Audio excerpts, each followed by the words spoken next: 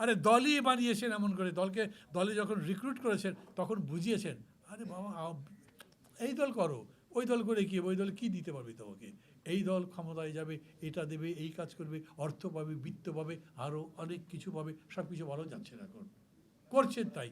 যদি তা করেন তাহলে সেই দল দিয়ে কিছু হবে না। আমি এখন মাঝে মাঝে এরকম করে বলি, জনগণকে বলি, হে জনগণ, দেশ যদি ভালো করতে চাও তাহলে ভালো একটা দল বাছো, যেই দল সত্যি সত্যি ভালো, যেই দল জনগণের কল্যাণ চায়, যেই দল জনগণের কল্যাণ করবার মতো ক্ষমতা রাখে, তার আন্তরিকতা আছে, তার অঙ্গীকার আছে, তার বিশ্বাস আছে, সেই রকম দল লাগবে।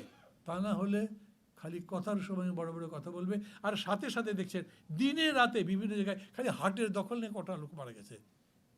এগুলো কোনো দল হলো? এই দল দিয়ে কল্যাণ হবে?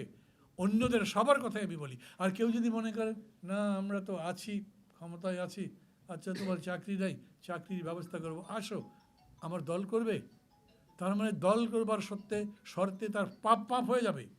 নির্বাচন হয়েছিল শেখ হাসিনা বলে, ওই যে যারা কাউন্সিলর নির্বাচিত হয়েছে ওরা কাউন্সিলর, আপনি সেই কাউন্সিলরদের বলেন আবার ফিরিয়ে দেবো, আমরা সরকারের সাথে কথাবার্তা বলবো, দলের মধ্যে যোগ দাও, একটাতেও জনগণের কোনো কল্যাণ নাই।